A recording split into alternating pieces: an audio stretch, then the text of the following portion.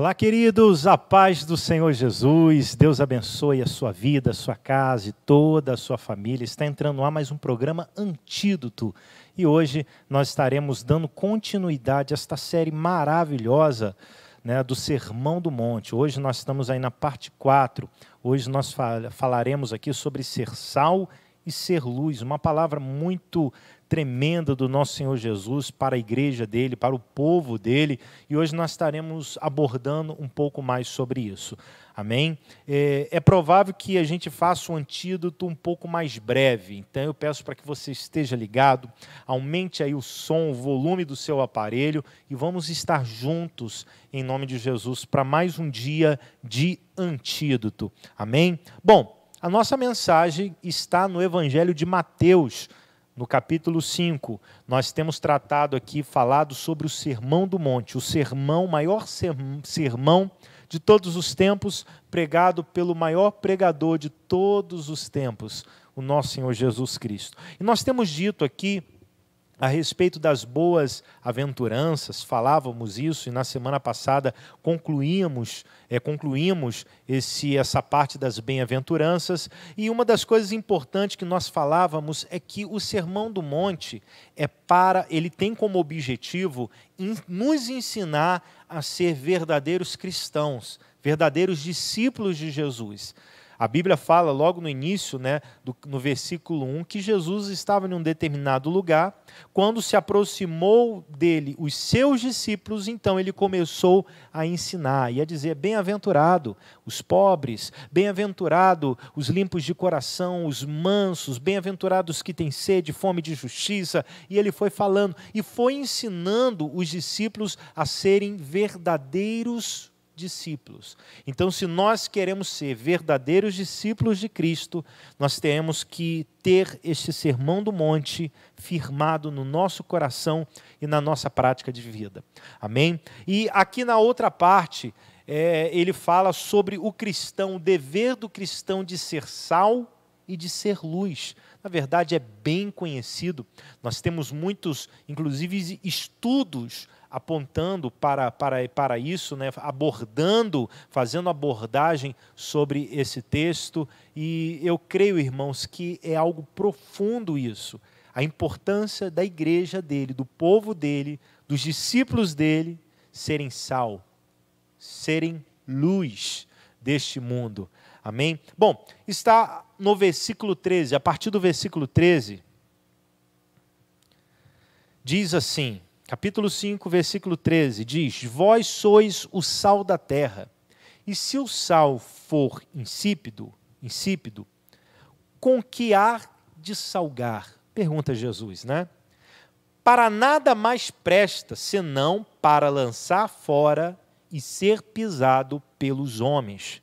Aí ele vai dizer: vós sois a luz do mundo. Note que Jesus está falando, você não você vai se tornar, não, você é o sal da terra, você é a luz do mundo. Não se pode esconder uma cidade edificada sobre um monte, nem se acende a candeia e se coloca debaixo do alqueire, mas no velador, e dá luz a todos que estão na casa. Assim resplandeça a vossa luz diante dos homens, para que vejam as vossas boas obras e glorifiquem o vosso Pai que está nos céus. Bom, são 4 versículos aqui que o Senhor Jesus, é óbvio que na época não estava, quando ele escreveu, não estava especificado em versículo, isso foi recentemente, mas são 4 versículos aqui, irmãos, que nós podemos aprender muitas coisas do nosso Senhor Jesus. Ele primeiro começa dizendo, como eu disse, nós somos, nós não iremos nos tornar, nós somos sal, nós somos luz deste mundo. Então você é sal. E se o sal não salgar, ele vai dizer o seguinte, que se for insípido, este sal não está cumprindo o seu propósito. Mas o que vai acontecer? Os homens estarão pisando. Isso é interessante, irmãos, que o sal ele tem alguns propósitos. A gente já vai falar sobre um dos propósitos do sal. Só que a primeira coisa que eu quero que você entenda: se o sal não cumprir o seu propósito, de nada mais serve. Jesus vai dizer: apenas será pisado pelos homens. No Evangelho de Lucas, no capítulo 13, o Senhor Jesus ele conta uma parábola muito forte, aonde ele fala ali sobre a figueira que foi plantada junto às videiras. E ali ela teve sim todo um cuidado, afinal ela foi plantada junto à videira. Ela não estava em qualquer lugar, ela tinha um lugar privilegiado. Ela estava assim sendo cuidada, ela estava assim sendo tratada. Quando o senhor da vinha olhou para aquela figueira e disse: essa figueira está ocupando um lugar que poderia fazer outras coisas, ela está ocupando o lugar, ela está sendo inútil. Então, aquele que trabalhava na vinha disse o seguinte: olha, vamos dar mais um tempo para ela, vamos dar mais um tempo aí, quem sabe ela gere frutos, gere figos. Então deixa eu tratar, deixa eu cuidar um pouco mais e vamos esperar. Jesus não diz o que aconteceu com aquela figueira. Eu acredito que de uma forma até proposital, não é? Mas é algo interessante que aquela figueira ela estava em um lugar privilegiado, sendo sim cuidada. Porém, infelizmente, ela não estava cumprindo o seu propósito, que era gerar figos, gerar frutos. Naquela época, provavelmente o senhor daquela figueira, daquelas terras, ele foi provavelmente no 5º, 6º ou 7º ano. E aquela figueira, na verdade, não dava frutos há muito tempo. Na lei, antigamente, de Moisés, os 3 primeiros anos de um fruto, aquele fruto ele era, de alguma forma, desperdiçado. Não poderia comer do fruto. No 4º ano, aquele fruto ele era apresentado ao Senhor. A pessoa não podia colher e usufruir daquele fruto, mas era apresentado ao Senhor. Só no 5º em diante que a pessoa poderia sim colher daquele fruto e usufruir daquele fruto. Então, é muito provável que já existiam ali anos que aquela figueira não dava fruto. Ou seja, ela estava ocupando o lugar na terra. Então, o que o senhor daquela vinha disse? Olha, vamos lançá-la no fogo. Ela não presta, ela não está cumprindo o seu propósito. E, queridos, por mais duro que isso seja, nós precisamos cumprir o nosso propósito como verdadeiros discípulos de Cristo, como verdadeiros cristãos. Nós precisamos cumprir o nosso propósito. E a Bíblia diz: não foi vós que me escolheste, mas eu vos escolhi a vós, para que vades e deis frutos, a fim de que o vosso fruto permaneça. Ou seja, nós precisamos cumprir o nosso propósito. O sal precisa cumprir o propósito dele. Se ele não cumprir o propósito dele, ele será pisado pelos homens. De nada ele vai servir. Naquela época, ali próximo, tinha o Mar Morto, então era uma região muito comum no que diz respeito ao sal, à produção de sal. E tinha um costume na época de que o sal que sobrava, o sal que já estava insípido, o sal que já ali estragava, já não servia mais. Alguns estudiosos apontam e dizem o seguinte, que este sal ele era lançado na terra. Outros dizem também que no templo, na época, eles guardavam um pouco deste sal, o sal que não servia, o sal que se estragava, guardavam um pouco para o período do inverno.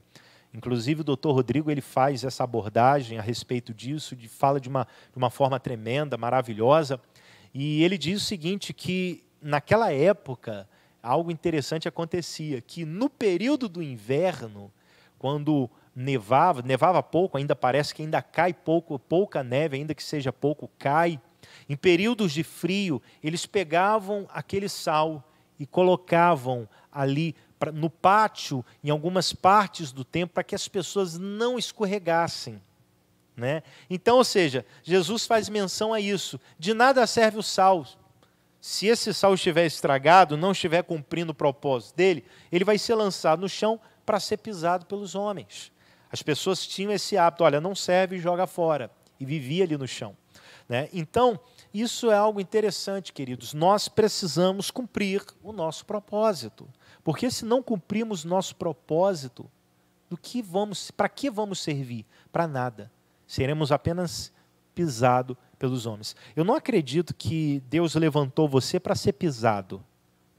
Nós somos a igreja do Senhor.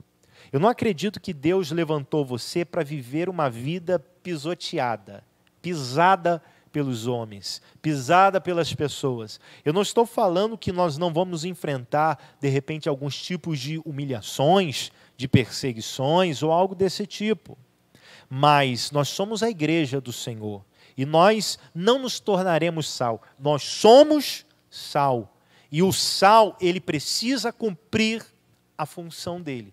Porque se não cumprir a função, vai ser pisado pelos homens. E qual é as funções que o sal possui? Por exemplo, o sal, ele possui uma função também meio que de geladeira, né? De preservar, de conservar o alimento. As pessoas, até em alguns momentos, em alguns lugares, ainda têm essa prática. O sal, ele tem uma função de preservação, de preservar um alimento. Isso é tremendo, irmãos, porque nós, como igreja do Senhor, como sal desta terra, nós precisamos estar trazendo preservação. Como assim?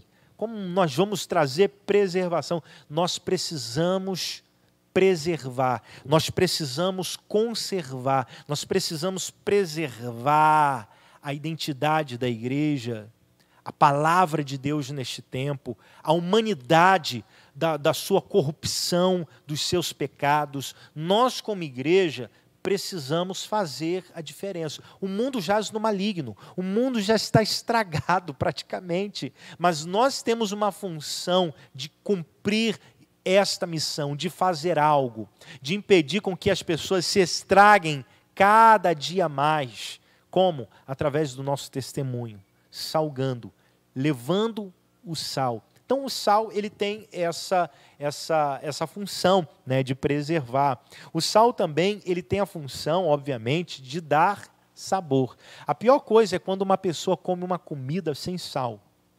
Uns gostam de alimentos um pouco mais salgados, outros gostam com menos sal. Agora, sem sal é algo complicado. Então, nós temos a função de dar sabor a este mundo, de fazer a diferença nesta terra. Então, nós temos esta função, como igreja do Senhor, de dar sabor aos alimentos, né, de dar sabor à vida das pessoas. Eu e você, será que nós temos cumprido este propósito? Será que nós temos feito a diferença como sal desta terra? Será que nós temos feito a diferença? O sal, quando alguém come alguma coisa salgada, eu não sei se você já percebeu, dá sede, dá ou não dá? Dá muita sede. Quando nós comemos alguma coisa salgada, aquilo gera uma sede. Esta é a função da igreja, querido. Gerar sede no coração das pessoas. Sede de quem? Sede de vir uma igreja? Não, é mais do que isso, sede de Deus. Sede de se conectar ao Altíssimo. Todo ser humano vive um vazio existencial. Todo ser humano vive com uma necessidade de se conectar com o Criador. E por isso, por conta disso, o que eles fazem? Inventam religiões e mais religiões para si. Inventam festividades, inventam de tudo para preencher um vazio que existe no coração. Mas nós sabemos, como igreja do Senhor nesta terra, nós sabemos que só existe um que pode, de fato, nos preencher. É o Senhor. Então, nós como igreja, nós precisamos despertar o coração das pessoas, gerar esta sede, esse desejo de se conectar com Deus, através da nossa vida, através do nosso testemunho. Essa é a nossa responsabilidade.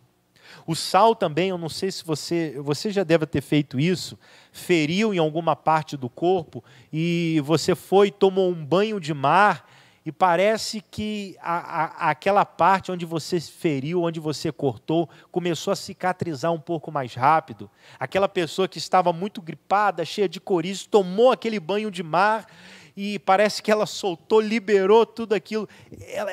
O sal tem esta função também. O sal faz de fato muito bem para a saúde, mas tem essa função de curar.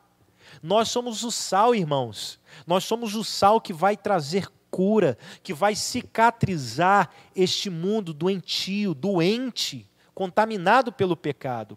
Eu não estou falando, irmãos, que existe uma cura em sua totalidade para o mundo. O mundo jaz no maligno, o mundo já está prostrado, deitado no maligno, o mundo já está entregue ao maligno. Agora, é por isso que a Bíblia vai dizer que o Senhor fará novos céus e nova terra. O Senhor fará novos céus e nova terra.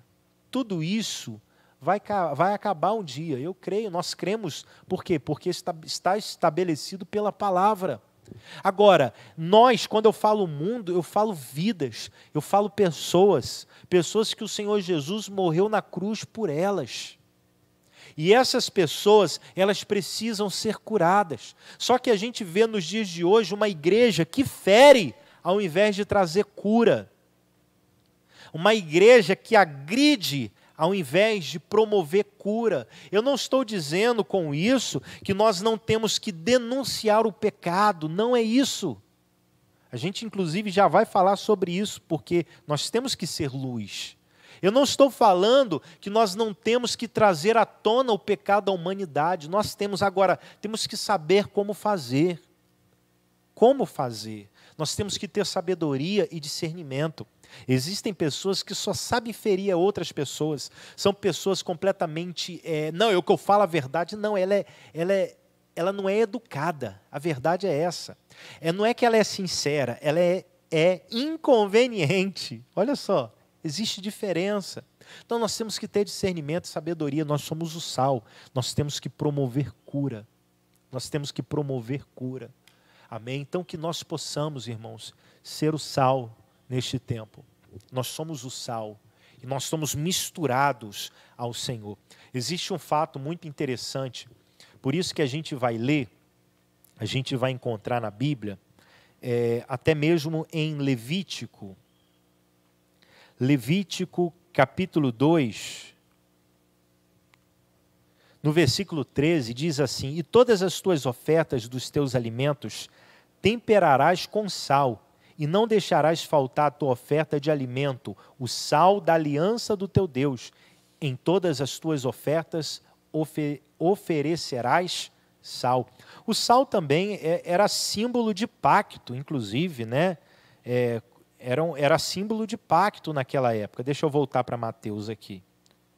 Era símbolo de pacto. Algumas pessoas na época, ao fazerem um pacto, elas colocavam sal numa tigela, né? Eu, por exemplo, juntamente com você vem, coloca sal, eu coloco sal e fica aquele sal ali misturado e de repente eu vou lá e estou comendo ali. A gente faz ali uma carne, mistura ali com aquele sal e depois o que vai acontecer? Vai sobrar um pouco de sal. Aí o que a gente vai fazer? Vai raspar, eu vou colocar um pouco na minha bolsa e você coloca um pouco na sua bolsa.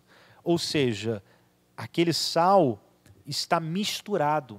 Não tem essa mais do seu sal e do meu sal, está misturado. É apenas um sinal de mistura de sal, é apenas um sinal de pacto. Um sinal de pacto. Alguns até hoje parece que ainda fazem isso. Alguns até hoje ainda fazem isso. Mas naquela época era muito comum. Era um sinal de pacto, era um sinal de aliança. Olha que interessante. Então nós somos a igreja do Senhor. Nós somos, como igreja do Senhor, nós temos um pacto, uma aliança com o nosso Deus. Nós temos um pacto, uma aliança uns com os outros. Nós precisamos estar misturados, envolvidos completamente no propósito de Deus e fazermos a diferença neste tempo. Por quê? Se não fizermos a diferença, se não promovermos cura, sede, transformação, se nós como sal não estivermos preservando as pessoas, né? Promovendo a cura, a mudança, dando sabor, ou seja, nós não estaremos cumprindo o nosso propósito. Automaticamente, nós serviremos para quê? Infelizmente, para sermos pisados pelo mundo. E eu, mais uma vez, eu digo para você, você não nasceu para ser pisado pelos homens. Você nasceu para fazer a diferença. Eu não sei se você já percebeu, o sal, ele, nos supermercados, ele não tem tanto valor, embora exista aí as qualidades, né, do sal, né? Alguns com qualidades, talvez faltaria base para falar um pouco mais sobre isso. Mas existem umas diferenças aí, um mais caro, outro mais barato. Mas eu não sei se você já percebeu, o sal, ele geralmente fica lá na prateleira de baixo, ele não é tão valorizado, não é tão caro. Não é verdade? Você vê dificilmente alguém reclamando. Nossa, que absurdo o preço do sal. Geralmente reclamam muito do preço do arroz, né, do feijão. Agora, do sal, as pessoas acabam comprando sem falar muito. Geralmente não é tão valorizado. Mas eu digo para você, faz uma diferença. O sal pode não ser tão reconhecido, mas faz uma diferença enorme em um alimento, irmãos. Assim somos nós. Podemos, às vezes, não ser muito reconhecido. As pessoas podem até desprezar, mas em algum dado momento é a nós que elas vão recorrer. Eu não sei se você já teve essa experiência de pessoas que nunca ligaram muito para a tua fé, para o teu posicionamento e estilo de vida. Mas quando precisaram, recorreram a você e disseram, ora por mim. Estou passando por isso, estou passando por aquilo. Você já percebeu isso? Porque nós somos sal. Em algum momento, nós teremos utilidade, e nós temos utilidade para este mundo. Então, nós precisamos cumprir o nosso propósito. Você, como sal, você não pode guardar rancor nem mágoa no coração. Você precisa cumprir a tua missão, o teu propósito. Amém? Cumpra o teu propósito. Você precisa fazer a diferença aonde você está. Amém? Bom, dando continuidade aqui, Evangelho de Mateus, capítulo 13, ele vai dizer também, ó, você é sal. Aí no versículo 14 ele vai dizer, você também é o quê? É luz. Luz do mundo. Não se pode esconder uma cidade edificada sobre um monte. Nem se acende uma candeia e se coloca debaixo do alqueire, mas no velador, e dá luz a todos que estão na casa. Ninguém acende uma luz e coloca debaixo de uma mesa. Não, mas coloca em um lugar para quê? Para iluminar todos. Então, o Senhor Jesus está dizendo o seguinte para os discípulos, aqueles discípulos autênticos. Ele está dizendo, você é luz, sois luz deste mundo. Vocês não se tornarão luz, vocês são a luz deste mundo. Você é luz. E você precisa compreender isso. E a luz, ela tem uma função, ela tem um propósito.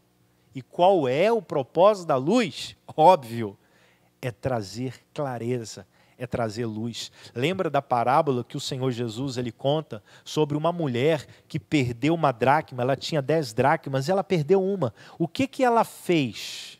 Ela acendeu a luz, ela acendeu a candeia, e o que ela fez? Ela procurou, ela varreu toda a casa, ela se preocupou, mas ela precisou acender uma luz. Assim somos nós, irmãos.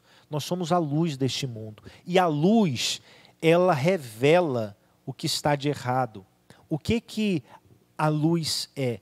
A luz, ela confronta as trevas. As trevas, elas são ausências de luz. Ela é a ausência de luz.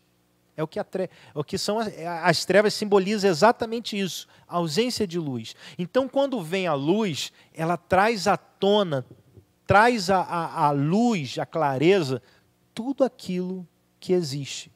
Então, nós como luz deste mundo, irmãos, nós, em muitos momentos, nós vamos trazer à tona e revelar o pecado das pessoas.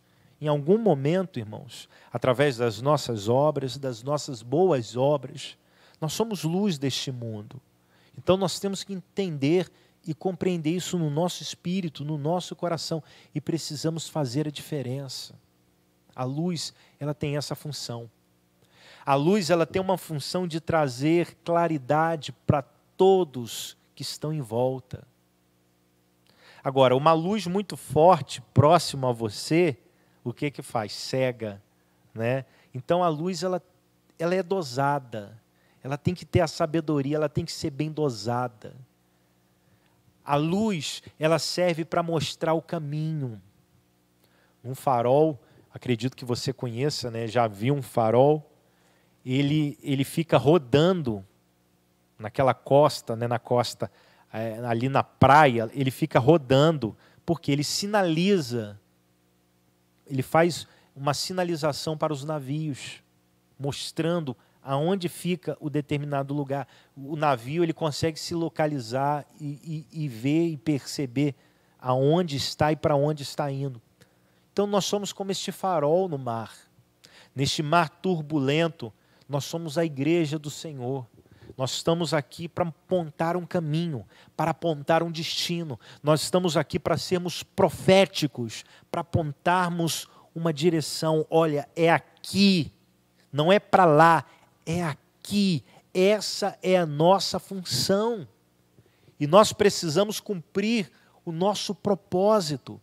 Mas de todas as formas e de todas as maneiras, o inimigo ele faz de tudo para quê? Para ofuscar o teu brilho, para colocar você debaixo de uma mesa. Ninguém acende uma luz e coloca debaixo de uma mesa, não é verdade? Ninguém faz isso. Em sã consciência, ninguém faz isso. Mas o inimigo, de todas as formas, ele tenta fazer isso. Por quê? Porque o que ele quer é trevas. É o que ele deseja para a humanidade. E nós, como luz deste mundo, nós temos esta missão de estar em um lugar e apontar, e clarear, e apontar o destino e o propósito. Sendo que o inimigo ele faz de tudo, realmente, para ofuscar, para esconder você. E muitos, infelizmente, parece que já não estão clareando mais como deveriam. A igreja do Senhor, num contexto geral, ela é luz, mas nós somos, é como se fôssemos pequenos fósforos. Imagine, e juntando tudo, nós clareamos de uma maneira tremenda. Mas se você estiver em um lugar muito escuro, um palito de fósforo que você acenda, que você venha acender, já é o suficiente até para você andar no local. Então nós somos como este palito. Precisamos continuar queimando. E é óbvio que ninguém acende uma candeia e coloca debaixo de uma mesa. Acender aqui significa pôr fogo. Você pode até procurar o dicionário e ver isso. Acender significa pôr fogo. Naquela época, não é como os dias de hoje, que você acende uma lâmpada através da energia, né? Naquela época, era de uma forma diferente. Existia ali o azeite, que era o combustível para manter uma lamparina acesa.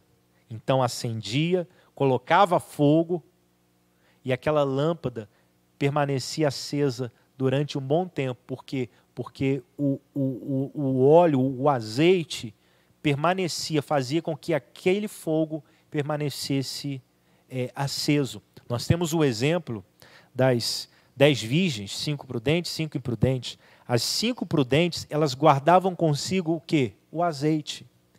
E o que mantinha as lâmpadas dela acesa era o azeite. A Bíblia diz que uma trombeta soou e alguém disse, aí vem o noivo. As 5 prudentes que tinham guardado consigo o azeite, elas entraram para as bodas. E as 5 imprudentes que não tinham azeite, o que aconteceu? A lâmpada se apagou. O que mantém a igreja acesa, irmãos, é o poder de Deus. É a palavra de Deus. É a presença de Deus. É o Espírito Santo de Deus. É isso que mantém a igreja acesa. Se eu quero ser como esse fósforo aceso, se eu quero ser como esta candeia acesa, eu preciso de combustível, eu preciso do Espírito Santo, eu preciso da presença de Deus para que eu possa me manter aceso, para que eu possa me manter aceso, irmãos. Eu preciso deste azeite. Então nós precisamos entender isso, nós precisamos compreender isso, se mantenha aceso. Porque existem pessoas que entenderam isso, não, eu sou luz deste mundo, e elas começaram a todo vapor, a todo gás, sabe, acesas, fazendo a diferença, sabe, trazendo luz para as vidas, direção, sabe, trazendo a glória de Deus para as pessoas, sendo que o tempo foi passando e parece que a luz foi apagando aos poucos. Mas eu quero dizer para você, você é luz. Talvez você só está precisando do combustível. Talvez você só está precisando de mais combustível. A Bíblia diz que sem lenha o fogo se apaga. Né? Está falando ali, obviamente, de contenda, mas no nosso sentido que nós estamos falando deste combustível que mantém o fogo aceso, que mantém a luz refletindo, clareando. E isso se chama presença de Deus. Esse combustível é a palavra de Deus, é o Espírito Santo de Deus na nossa vida. É por isso que você precisa constantemente buscar a palavra, buscar o Espírito Santo de Deus, para que você permaneça queimando. Ou seja, para que você permaneça aceso, trazendo luz. Será que a igreja hoje, nesses últimos tempos, ela tem sido luz? Ou aos poucos parece que a luz está se apagando? Então nós precisamos nos mover. Nós precisamos nos mover e comprar azeite com aquele que vende azeite. Nós precisamos buscar, nós precisamos realmente nos entregar ao Senhor um pouco mais, para que essa luz reflita e faça diferença. Amém? Bom, que Deus possa abençoar a minha e a tua vida, e que sejamos filhos da luz. Não filhos da luz como alguns religiosos ou de alguma seita no passado eram. Existe, inclusive, deixa eu abrir um parênteses aqui para falar algo interessante, existem alguns estudiosos que apontam e dizem que Jesus ele estava fazendo apenas um contraponto com alguns que existiam ali próximos ao Mar Morto. Na década de 40, foi encontrado alguns escritos de povos, de pessoas que viviam ali próximos ao Mar Morto, e eles tinham a seguinte prática: eles ficavam presos em certos lugares, em cavernas, eles viviam ali, eles eram conhecidos como os filhos da luz. Então, há alguns que dizem que Jesus está fazendo um contraponto a isso. Há pessoas que se dizem filhos da luz, mas que ficam presas no seu mundinho, trazendo para os nossos dias. O que Jesus está falando para mim e para você é: ser luz não é ser luz dentro de uma igreja, dentro de uma instituição, e ali, nós somos luz. Não, ser luz é ser luz lá no mundo. Está em contato com pecadores. Você percebe pela história de Jesus, irmãos, que Jesus estava em todos os lugares. Jesus estava envolvido com pecadores. Jesus estava próximo a pessoas que não tinham nenhum tipo de fé. Jesus estava assim, irmãos. Comia com pecadores, e ele estava ali para quê? Para ser luz, para ser um condutor, para ser um agente profético, para ser alguém que iria trazer sabor, cura para aquelas vidas. Esse era o propósito. Então, só que existem pessoas que são tão religiosas, são conhecidas como os santarrões, são tão santos que não pode se envolver com ninguém, não pode estar com ninguém. É óbvio que eu não estou falando aqui de sociedade, eu não estou falando aqui do julgo desigual, como Paulo diz. É óbvio, a gente precisa orar, pedir a direção a Deus, né? Não tem nada a ver, então a pessoa é solteira. Não, eu sou solteiro, e vai lá, está firme com Deus, está caminhando com Deus, e quer casar com uma pessoa de uma fé completamente diferente. Não, isso é julgo desigual, eu não estou falando sobre isso. Eu estou falando de você estar com pessoas, de você se envolver com pessoas, de você se relacionar com pessoas, até certo ponto, obviamente, e ali você mostrar a luz de Deus, Ali você mostrar a diferença, não é ser inconveniente, mas com sabedoria trazer sabor para aquelas pessoas. Fazer, ou melhor dizendo, ser um diferencial na vida daquelas pessoas. Então, que sejamos verdadeiros filhos da luz. Não como aqueles que viviam, né, em uma caverna, é até conhecido como a caverna de Qumran. Né? Não é ficar assim, não, presos em um lugar, em uma instituição ou dentro de uma igreja. Tem gente que acha que ser luz é só subir num altar ou estar dentro de uma igreja. Não, é lá fora. É lá fora que você precisa mostrar. No seu trabalho, na sua escola, aonde quer que você esteja, você precisa ser esse farol, esse agente profético que vai apontar a direção, que vai apontar, e às vezes apontar sem falar uma coisa sequer, sendo exemplo, principalmente. Note que Jesus fala, ele diz, assim resplandeça a vossa luz diante dos homens, para que vejam as vossas obras. Eu não preciso ficar mostrando que eu tenho obras, não, que eu sou isso, eu não preciso ficar falando, ficar mostrando, não. Eu preciso deixar que as pessoas vejam. Elas só precisam ver. Alguns vão fazer assim, e não vão querer ver. Mas em algum momento, elas vão ver. Elas vão ver as obras. E qual é o propósito de tudo? Glorificar o vosso Pai que está nos céus. Esse é o propósito, para que todos venham glorificar a Deus. A glória não é nossa. Quando nós queremos mostrar as nossas obras, sabe, quando nós queremos ser luz por conta própria, é porque nós queremos glória. Não. A glória é de Deus. A intenção é fazer com que o nome do Senhor seja glorificado. Amém? Então seja sal e seja luz neste tempo. Amém? E que Deus possa abençoar a tua vida, Deus possa abençoar mais e mais toda a tua família. Nós temos vários irmãos aqui conosco, conectados, online aqui conosco, participando da programação. É muito bom ter a tua participação, que Deus abençoe a tua vida. Não esqueça de deixar o like, tá bom? Não esqueça de deixar o like, que Deus abençoe mais e mais. Temos vários irmãos aqui, um forte abraço para todos que estão conectados aí, em nome de Jesus, amém? Bom, a gente vai ficar por aqui, mas semana que vem nós estaremos de volta, tá ok? Para a quinta parte do Sermão do Monte, tá bom? Olha, um forte abraço, que Deus abençoe a tua vida, a tua casa e toda a tua família. Fique na paz, Deus abençoe.